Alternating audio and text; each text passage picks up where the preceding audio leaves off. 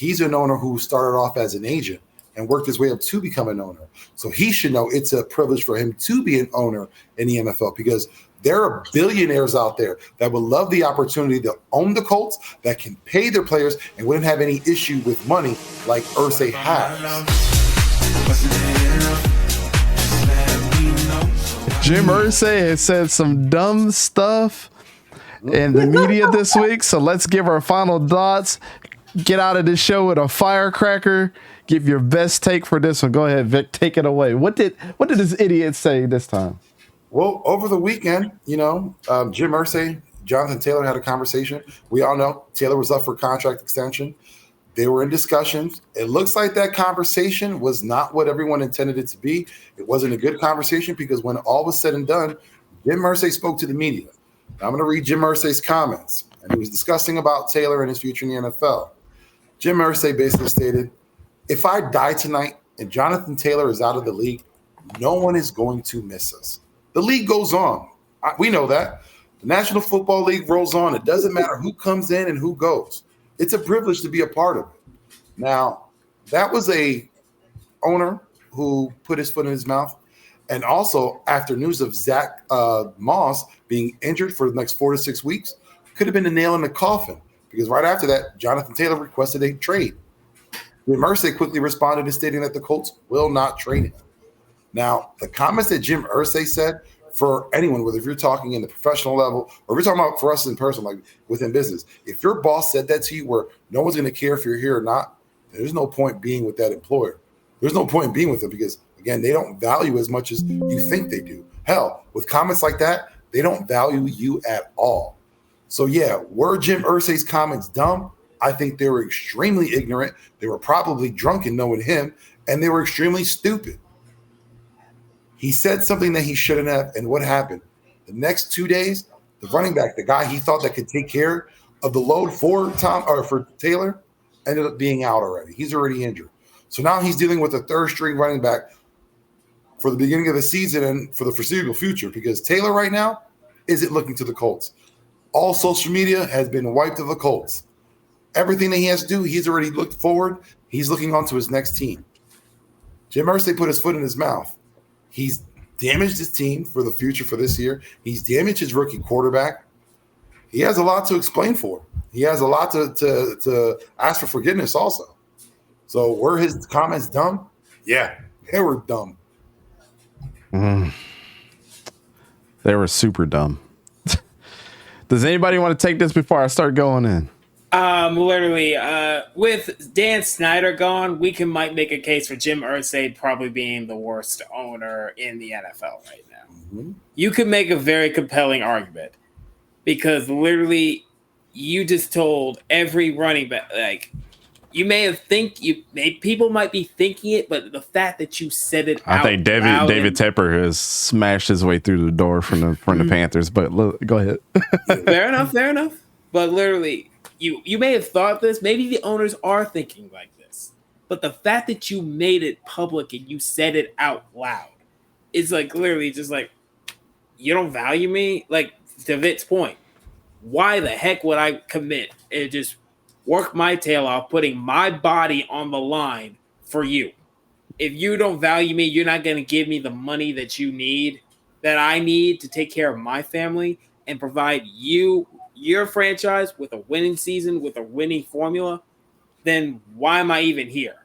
Mm-hmm. Like you said, like Jonathan Taylor has removed anything Colts related from his social media.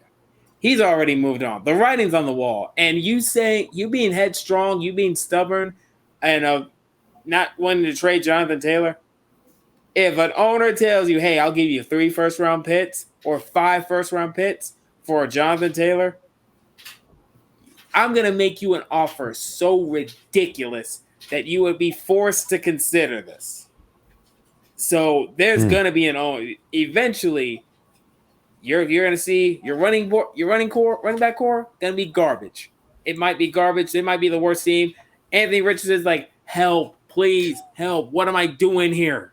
Get me out of here, because then the dominoes start falling. If the running back's not healthy, the quarterback's not happy, you're still in search for your quarterback, ever since you did Andrew Luck that said, you know what, I'm out of here. Yeah. So Jim Irsay, bad move, really in a bad light. Just stay out of the stuff. Just don't even speak right now. Figure out your own situation. Trade, and for the love, do right by Jonathan Taylor. Just trade him. Someone's gonna make you an offer. Yeah, I think it's funny that Jim Irsay tells Taylor that it's a privilege to be in the NFL. He should know because he's an owner who started off as an agent and worked his way up to become an owner. So he should know it's a privilege for him to be an owner in the NFL because there are billionaires out there that would love the opportunity to own the Colts, that can pay their players and wouldn't have any issue with money like Irsay has. It's for him to be an owner. This is true. Coach, you got any final thoughts on this one?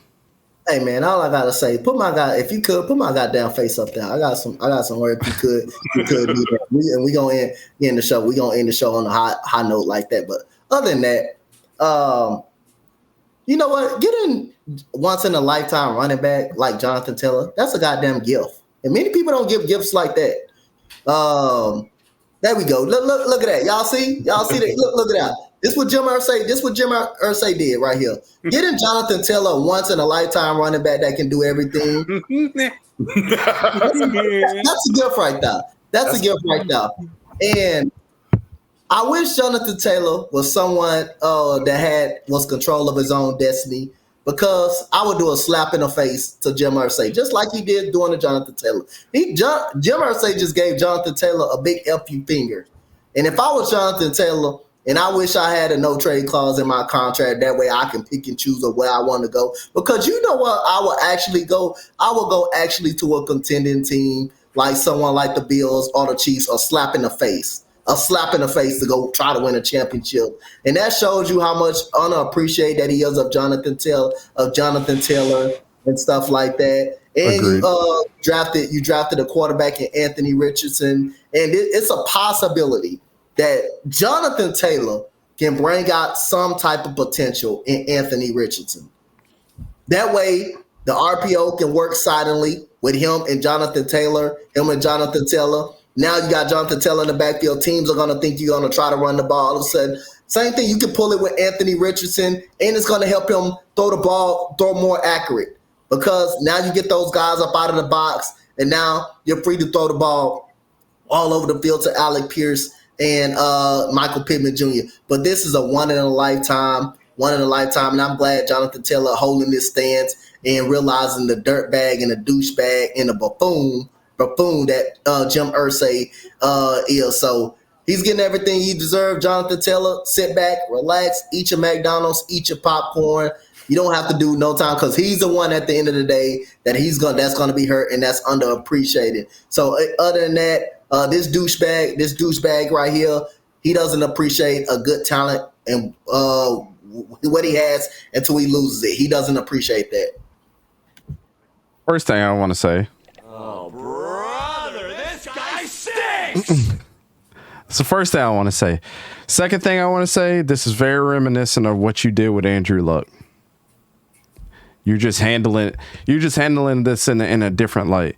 You didn't respect Andrew Luck. You didn't want to bring somebody like Chris Ballard in there to actually help protect this dude. You got this dude damn near killed and he retired. And then when Chris Ballard came in, he had to do some cleanup work and finally get an offensive line for the guy, which was too little, too late, because you know what? You didn't care about him. You probably cared about him personally, but you didn't care about him on the field. You like seeing those razzle dazzle plays that he used to make all the time. That's not what this is about, man. And now you're doing almost the same exact thing with the dude like Jonathan Taylor. Jonathan Taylor stayed quiet until this time. All he wants is his paper and to feel appreciated. This is absolutely, Shaquille Leonard's been hurt. So this is your workhorse, your superstar of your team. Say whatever you want about Anthony Richardson. You got to take him out of the equation right now. The dude hasn't even stepped on the NFL field yet to even have proved how good he is, if he's going to be good. So this is the guy that you have to depend on. You take him away, you're making a worse situation for Anthony Richardson, who you drafted 4th overall, who you have put so much stock into right now to prove people wrong that he's going to be the talent that you want. And the guy that's going to help him get to where he needs to get to is Jonathan Taylor. You let him go. All of us on this show are going to call you a freaking idiot. You're doing a disservice to your fans. Your ticket sales should go down. You're doing a disservice to probably one of the nicest dudes in the National Football League. And now you've made every excuse in the book on why you don't want to sign this guy. You've even lied on his behalf to make the situation seem like it's something that is actually not, where he's actually coming out and defending. He has to defend himself. No, I'm not hurt. I'm literally sitting on my couch right now because I want to get paid. This dude talk about a back injury. I'm 100% healthy right now. I could roll right now.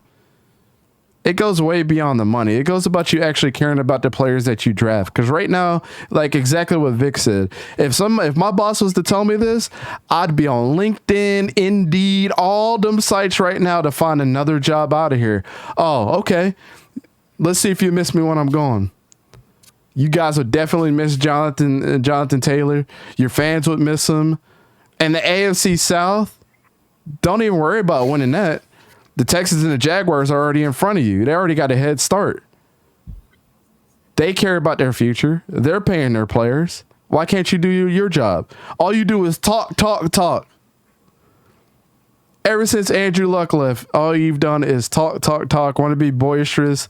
Want to speak out on Dan Snyder being a bad owner, and you're doing almost the same. You're not doing the same exact thing.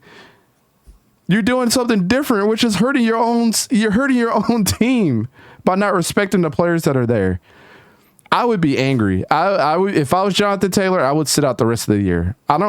As soon as that comment would have came out, I would have been like, all right, bet. See if I play for the Colts ever again. Mm-hmm. And nobody would blame him on this panel, around the country.